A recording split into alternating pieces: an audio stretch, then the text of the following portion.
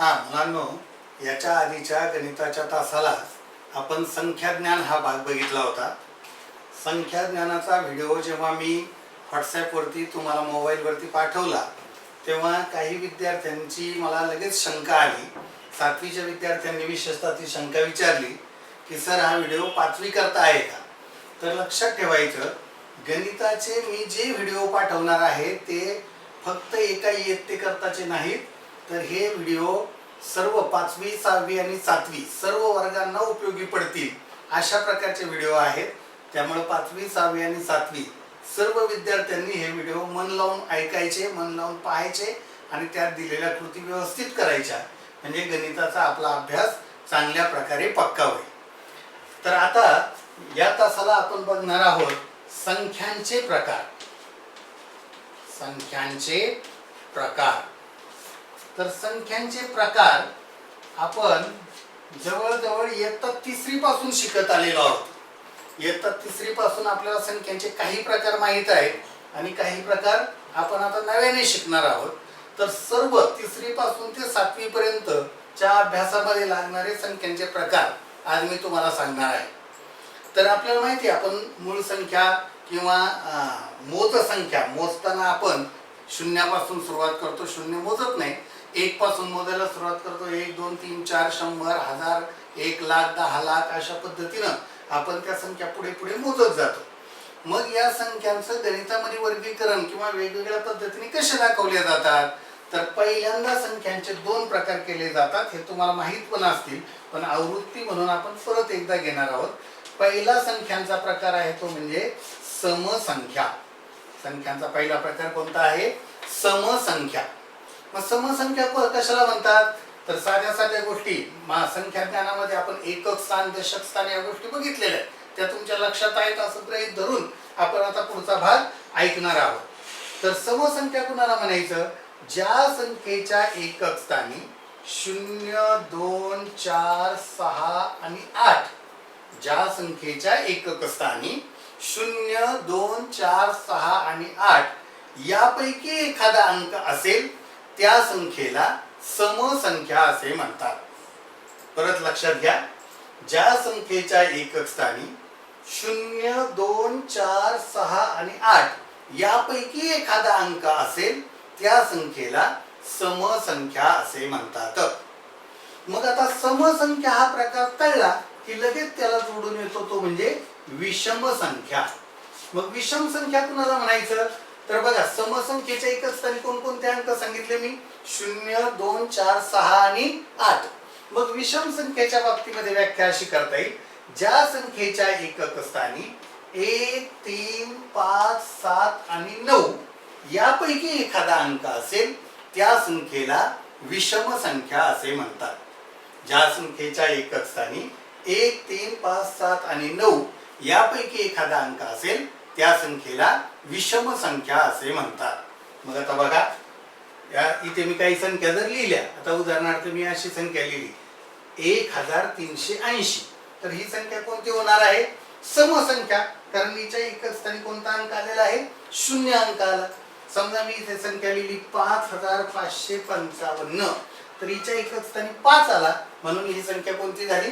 विषम संख्या. म्हणजे समसंख्या आणि विषम संख्या ओळखणं एकदम सोपं आहे, फक्त आपल्याला एकक स्थानचा अंक बघायचा आहे.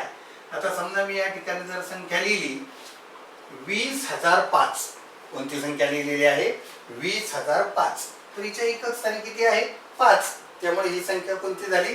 विषम संख्या. ती जर मी थोडी बदलून लिहिली 20004, तर इथे एकक स्थानी 4 हा अंक आला, त्यामुळे ही संख्या कोणती झाली? समसंख्या. मग समसंख्या आणि विषम संख्या कशा ओळखायचे हे मला वाटतं तुम्हाला सगळ्यांच्या लक्षात आलं असेल. ज्या संख्येच्या एकक स्थानी 0 2 4 6 8 यापैकी एखादा अंक असेल ती संख्या समसंख्या, आणि ज्या संख्येच्या एकक स्थानी 1 3 5 7 9 यापैकी एखादा अंक आलेला असेल ती संख्या विषम संख्या. आता मी जी महत्वाची माहिती सांगतो आहे ती गणिताच्या वहीमध्ये तुम्ही उतरून काढायची. आता ही व्याख्या सांगितली मी समसंख्येची, 2-4 वेळा सांगितली जवळजवळ आतापर्यंत. ज्या संख्येच्या एकक स्थानी 0 2 4 6 8 यापैकी एखादा अंक असेल त्या संख्येला समसंख्या असे म्हणतात आणि त्याच्याच खाली उदाहरण लिहून काढायची. उदाहरणार्थ 1380, उदाहरणार्थ 20004. आणि हे लिहिण्याकरता तुम्हाला वेळ हवा असेल तर तुम्ही हा जो व्हॉट्सअपवरती व्हिडिओ पाठवला जातो तो थोडा वेळ पॉज करायचा आणि मग योग्य ती माहिती आपल्या वहीमध्ये उतरवून काढायची. मग आता संख्यांचे दोन प्रकार मी तुम्हाला आतापर्यंत सांगितले, समसंख्या आणि विषम संख्या. आता पुढचा प्रकार संख्येचा अतिशय महत्वाचा आहे. तो सुद्धा तुमच्या कानावरून कधीतरी गेला असेल, पण आता जणू काही आपण नव्यानेच तो प्रकार ऐकतो आहे. अशा पद्धतीनं या प्रकाराकडे व्यवस्थित लक्ष द्यायचं आहे. पुढचा प्रकार आहे मूळ संख्या. आता मूळ संख्या कुणाला म्हणायचं तर बघा, खूप महत्वाची गोष्ट समजावून सांगतोय मी. उदाहरणार्थ इथे मी एक संख्या लिहिली बघा, 7 ही संख्या लिहितो. 7 या संख्येला कोणकोणत्या अंकांनी भाग जातो? 7 या संख्येला कोणकोणत्या अंकांनी पूर्ण भाग जातो असा माझा प्रश्न आहे. तर बघा, 7ला मी पहिल्यांदा एकाने भाग दिला तर एका 7 7 अशा प्रकारचा भागाकार सर्वांना येतो ना. मग एका 7 7, 7तून 7 गेले 0, म्हणजे एकाने या संख्येला पूर्ण भाग गेलेला. दुसरं मी या 7ला पुन्हा पूर्ण भाग देतो 7नेच. 7 या संख्येनेच पूर्ण भाग देतो. मग 7 1 7, मग 7तून 7 गेले 0, म्हणजे 7ने सुद्धा त्याला पूर्ण भाग जातो आहे. मग आता बघा, या 7 या संख्येला एकाने पूर्ण भाग गेला, त्याचप्रमाणे 7ने पूर्ण भाग गेला. आणखी दुसरं कशाने या 7ला पूर्ण भाग जाईल का? पूर्ण भाग दुसऱ्या कुठल्या संख्येने जाईल का? तर देऊन बघा, दुसऱ्या कुठल्याही संख्येने 7ला पूर्ण भाग जाणार नाही. समजा आपण 2ने भाग देण्याचा प्रयत्न केला तर बेत्रिक 6, खाली बाकी 1 उरेल. समजा आपण 3ने भाग देण्याचा प्रयत्न केला, 3 दुने 6, खाली बाकी परत 1 उरेल. 4ने भाग द्यायचा प्रयत्न केला, 4 1 4, खाली बाकी 3 उरेल. दुसऱ्या कुठल्याही संख्येने 7ला पूर्ण भाग जाणार नाही. म्हणजे आता इथं काय झालं बघा, 7ला एकाने पूर्ण भाग गेला, 7ला स्वतः 7ने पूर्ण भाग गेला, दुसऱ्या कशानेही त्याला पूर्ण भाग गेलेला नाही किंवा जाणार नाही. मग ही संख्या आहे मूळ संख्या. 7 ही संख्या काय आहे? मूळ संख्या. मग आता कुणाला म्हणायचं मूळ संख्या? तर लक्षात ठेवायचं, कोणत्याही संख्येला, जेवढ्या आपल्या मूळ संख्या आहेत ना, एकापासून किती अनंतापर्यंत, 10 लाख 10 कोटी त्याच्याही पुढे पर्यंत, त्या प्रत्येक संख्येला 1ने नेहमी पूर्ण भाग जातो, त्या स्वतः संख्येने नेहमी पूर्ण भाग जातो. आणि अशा काही संख्या आहेत की त्यांना इतर दुसरं कशानेच पूर्ण भाग जात नाही. आणि मग त्या संख्यांना म्हणतात मूळ संख्या. म्हणून आता मूळ संख्येची व्याख्या व्यवस्थित लक्षात घ्यायची आणि वहीमध्ये उतरून सुद्धा काढायची ती व्याख्या नंतर. ज्या संख्येला एक आणि ती स्वतःच संख्या सोडून इतर कोणत्याही संख्येने पूर्ण भाग जात नाही त्या संख्येला मूळ संख्या असे म्हणतात. परत ऐका, ज्या संख्येला एक आणि ती स्वतःच संख्या सोडून दुसऱ्या कोणत्याही संख्येने पूर्ण भाग जात नाही त्या संख्येला मूळ संख्या असे म्हणतात. तर मूळ संख्येची संकल्पना सगळ्यांच्या लक्षात आली. एकाने भाग गेला, 7 पूर्ण त्याच संख्येने भाग गेला, पण दुसरं कशानेच जर भाग जात नसेल तर त्या संख्येला म्हणायचं मूळ संख्या. मी इथं मूळ संख्या काही लिहितो 1 ते 100 पर्यंतच्या, म्हणजे तुमच्या पूर्ण लक्षात येईल की कशाला मूळ संख्या म्हणायचं. 1 ते 100 पर्यंतच्या मूळ संख्या. आता याच्यामध्ये बघा, 1 ही संख्या अशी आहे की तिला एकाने भाग जातो आणि स्वतः तिने म्हणजे एकानेच भाग जातो. तिला फक्त 1 हा एकच विभाजक आहे, तिचा दुसरा कुठलाच विभाजक नाही. म्हणून 1 ही मूळ संख्या पण नाहीये. आणि पुढे आपण पुढचा प्रकार शिकणार आहे संख्येचा संयुक्त संख्या. तर एकाला मूळ संख्येमध्ये गृहीत धरत नाहीत आणि संयुक्त संख्येमध्ये गृहीत धरत नाही. तर 1 ही विशिष्ट संख्या आहे. 1 ही काय आहे? विशिष्ट संख्या. मग आता बघा, मूळ संख्येची सुरुवात कुठून होते? तर पहिली मूळ संख्या आहे बघा 2. कारण 2ला एकाने पूर्ण भाग जातो, स्वतः 2ने जातो, दुसरं कशानेच जात नाही. आता 2 ही सम आहे का विषम आहे बघा बरं? तर ती सम संख्या आहे. तर लक्षात ठेवा, सम असून मूळ असणारी एकच संख्या आहे 2. सम असून मूळ असणारी एकमेव संख्या कोणती आहे? 2. आणि सर्वात लहान मूळ संख्या सुद्धा 2 आहे. आता बघा, हा व्हिडिओ मी 5वी 6वी 7वी कुठल्याही वर्गाकरता करतोय. तर आता मी जी माहिती सांगतोय स्कॉलरशिपला विचारली जाते. 5वीच्या स्कॉलरशिपला सर्वात लहान मूळ संख्या कोणती? तर ती 2 आहे. सम असून मूळ असणारी संख्या कोणती? एकमेव संख्या कोणती आहे? तर ती 2 आहे. म्हणून सगळ्यात लहान आणि पहिली मूळ संख्या आहे 2. त्याच्यानंतरची मूळ संख्या येते बघा 3. त्याच्यानंतर 4 ही मूळ संख्या येणार नाही. काय येणार नाही? तर तिला 2 ने भाग जातो. 2 दुने 4. दुसऱ्या कशाने तरी भाग गेला म्हणजे ती मूळ संख्या येणार नाही. मग त्याच्यानंतरची मूळ संख्या आहे बघा 5. त्याच्यानंतरची मूळ संख्या आहे 7. 9 येणार नाही बघा, कारण 9ला 3 ने भाग जातो. 3 त्रिक 9. मग आता मी पटपट पुढच्या मूळ संख्या लिहितो बघा. 11 ही मूळ संख्या आहे, 13 ही मूळ संख्या आहे, 17 आहे, 19 आहे. त्याच्यानंतरची मूळ संख्या आहे बघा 21 नाही, 23 आहे. त्याच्यानंतर 25 नाही, 27 नाही. त्यानंतरची मूळ संख्या आहे 29. त्याच्यानंतरच्या पुढच्या मूळ संख्या इकडे लिहितो मी. त्याच्यानंतरची मूळ संख्या आहे बघा 31 आहे. त्याच्यानंतर 37 ही मूळ संख्या आहे. त्याच्यानंतर 41, 43, त्याच्यानंतर 47 या मूळ संख्या आहे. त्याच्यानंतर 51 ही मूळ संख्या नाही, तिला 3 ने भाग जातो. भागाकार 17 येतो. 17 त्रिक 51. त्यामुळे 51 आपल्याला वाटते, परंतु ती मूळ संख्या नाही. पुढची मूळ संख्या आहे 53. 57 सुद्धा नाही, कारण तिला 3 ने भाग जातो आणि उत्तर 19 येतं. 19 त्रिक 57. पाढेपाठ पाहिजे त्याच्याकरता, म्हणजे मूळ संख्या व्यवस्थित कळतात. त्याच्यानंतरची मूळ संख्या आहे 61. त्याच्यानंतरची मूळ संख्या आहे 67. 67 नंतरची मूळ संख्या आहे 71. त्याच्यानंतर 73. त्याच्यानंतर 79. त्याच्यानंतर 83. त्याच्यानंतर 89 आणि सगळ्यात शेवटची 100 पर्यंतची मूळ संख्या आहे 97. बघा, तुम्ही याच्यापेक्षा दुसरी कुठलीही संख्या तुम्ही घेतली तर तिला 1 आणि ती स्वतः सोडून इतर कशाने तरी पूर्ण भाग जाणार आहे. त्यामुळे त्या मूळ संख्या नाही. तर मी 1 ते 100 पर्यंतच्या मूळ संख्या इथं लिहिल्या आहेत बघा.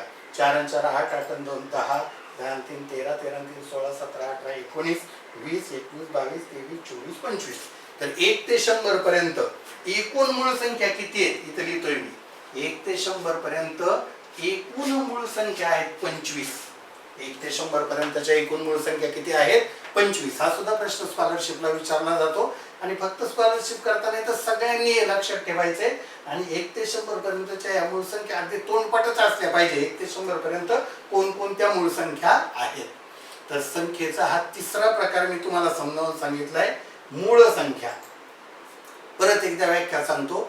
ज्या संख्येला 1 आणि ती स्वतःच संख्या सोडून इतर कशानेही पूर्ण भाग जात नाही, त्या संख्येला मूळ संख्या असे म्हणतात. 1 ही मूळ संख्या पण नाही आणि संयुक्त संख्या पण नाही, तर तिला विशिष्ट संख्या म्हणतात. 1 ही विशिष्ट संख्या आहे. मूळ संख्या सुरू होतात 2 पासून. सम असून मूळ असणारी एकमेव संख्या आहे ती म्हणजे 2. आणि बाकीच्या पुढच्या जर तुम्ही बघितलं तर सगळ्या विषम संख्या आलेल्या आहेत मूळ संख्येमध्ये. आणि मग त्या 1 ते 100 पर्यंतच्या मूळ संख्या मी इथं तुम्हाला लिहून दाखवल्या. ह्या सुद्धा सगळ्या तुम्ही वहीमध्ये व्यवस्थित व्हिडिओ थोडा वेळ थांबवायचा आणि ह्या सगळ्या संख्या वहीमध्ये उतरवून काढायच्या आणि परत वाचून त्याची संकल्पना समजावून घेऊन या संख्या तुम्ही लक्षात ठेवायच्या आहेत. मग ही झाला संख्येचा तिसरा प्रकार, मूळ संख्या. आता संख्येचा चौथा प्रकार, याच्या जसं आपण सम आणि विषम शिकलो तसंच आता मूळ नंतर येणारा जो संख्येचा प्रकार आहे तो म्हणजे संयुक्त संख्या. मूळ नंतर संख्येचा येणारा प्रकार आहे तो म्हणजे कोणता? तर संयुक्त संख्या. मग आता बरोबर याच्या उलट, ज्या संख्येला 1 आणि ती स्वतः संख्या सोडून इतरही संख्यांनी पूर्ण भाग जातो. ज्या संख्येला 1 आणि ती स्वतःच संख्या सोडून इतरही काही दुसऱ्या संख्यांनी भाग जातो, त्या संख्यांना संयुक्त संख्या असे म्हणतात. उदाहरणार्थ बघा, आपण 2 आणि 3 मूळ संख्या घेतली. आता इथं जर 4 घेतली आपण, तर 4ला कशाने 1 ने भाग जाणारच आहे, स्वतः 4 ने भाग जाणारच आहे. पण 4ला 2 ने पूर्ण भाग जातो बघा. आणखी दुसरा 2 दुने 4, 4तून 4 गेले 0, याला 4 ने पूर्ण भाग गेला. म्हणून ही मूळ संख्या नाही, तर ही काय आहे? संयुक्त संख्या. म्हणजे या संख्यांशिवाय उरलेल्या ज्या सगळ्या संख्या त्या काय आहेत? संयुक्त संख्या. 1 सोडून. तर 1 विशिष्ट संख्या आहे. मग अशा पद्धतीनं संयुक्त संख्या सुद्धा तुमच्या लक्षात आल्या असतील. 4 आहे, 8 आहे, 10 आहे, 20 आहे. ह्या सगळ्या काय आहे? संयुक्त संख्या. असंख्येचा चौथा प्रकार समजला संयुक्त संख्या. आणि मग याला अनुषंगून, याला जोडून अजून संख्येचे 2 प्रकार येतात. ते छोटे आहेत पण थोडंसं लक्षात ठेवण्याची गरज आहे. 5वा प्रकार आहे संख्येचा, तो म्हणजे जोड मूळ संख्या. 5वा प्रकार कोणता आहे? तर जोड मूळ संख्या. मग आता हा खूपच सोपा प्रकार आहे आणि थोडक्यात याची माहिती लक्षात ठेवायची. जोडमूळ संख्या कशाला म्हणायचं? तर ज्या 2 मूळ संख्यांच्या दरम्यान एकच संयुक्त संख्या असते, ज्या 2 मूळ संख्यांच्या मध्ये एकच संयुक्त संख्या असते, अशा 2 संख्यांना जोडमूळ संख्या असे म्हणतात. उदाहरणार्थ बघा, मगाशी मी तिथे मूळ संख्या लिहिल्या होत्या, आता त्या तुमच्या वहीमध्ये तुम्ही उतरून काढल्या असतील असं गृहीत धरू आपण. 11 आणि 13 ह्या दोघी मूळ संख्या आहेत बघा, आणि त्यांच्यामध्ये एकच संयुक्त संख्या आहे 12. म्हणून या दोघी काय झाल्या? जोडमूळ संख्या. ज्या 2 मूळ संख्यांच्या मध्ये एकच संयुक्त संख्या असते त्यांना म्हणतात जोडमूळ संख्या. आता दुसरी एक जोडी मी इथं लिहितो बघा. उदाहरणार्थ 17 आणि 19 या दोघी मूळ संख्या आहेत आणि त्याच्यामध्ये एकच संयुक्त संख्या आहे, ती कोणती आहे? 18. म्हणून या काय झाल्या? जोडमूळ संख्या. तर अशा प्रकारच्या 1 ते 100 ज्या संख्या आपण लिहिल्या आहेत मूळ संख्या, त्याच्यामधल्या जोडमूळ संख्यांच्या जोड्या तुम्ही मनाने लिहून काढायच्या. काही शंका आली तर मला विचारायचं. आणि आता शेवटचा संख्येचा प्रकार आहे तो म्हणजे सहमूळ संख्या, किंवा त्याला दुसऱ्या शब्दामध्ये म्हणतात परस्पर मूळ संख्या. परस्पर मूळ संख्या. तर आता एक महत्वाची गोष्ट लक्षात ठेवायची, या संख्या ज्या सांगितल्या मी, जोडमूळ संख्या, सहमूळ संख्या किंवा परस्पर मूळ संख्या, या संकल्पनेचा मूळ संख्येशी संबंध नाही. या मूळच पाहिजे असा प्रकार नाही. तर काय सांगतो बघा, ज्या 2 संख्यांमध्ये एक सोडून दुसरा कुठलाही अवयव सामायिक नसतो त्या संख्यांना म्हणतात परस्पर मूळ संख्या, किंवा त्यांनाच म्हणतात सहमूळ संख्या.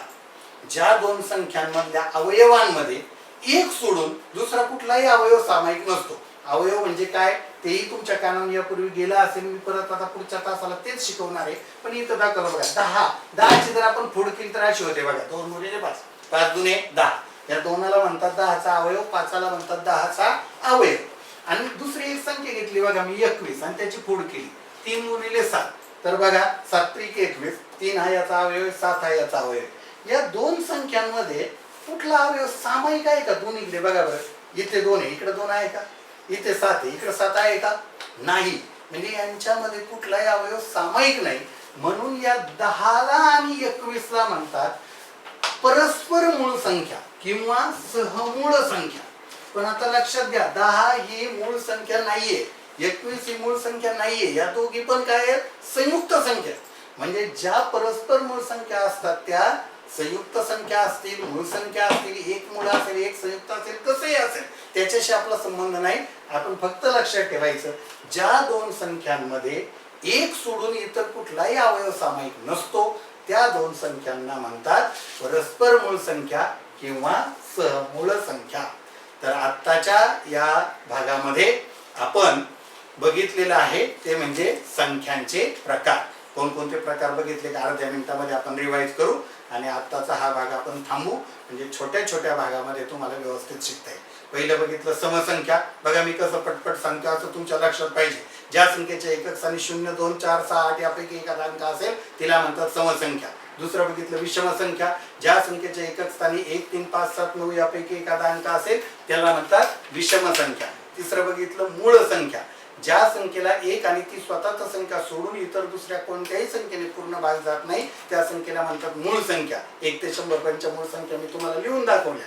त्याच्यानंतर बघितलं आपण संयुक्त संख्या. ज्या संख्येला 1 आणि ती स्वतः संख्या सोडून इतरही दुसऱ्या संख्येने पूर्ण भाग जातो त्या संख्येला म्हणतात संयुक्त संख्या. त्याच्यानंतर आपण 5वा प्रकार बघितला तो म्हणजे जोडमूळ संख्या.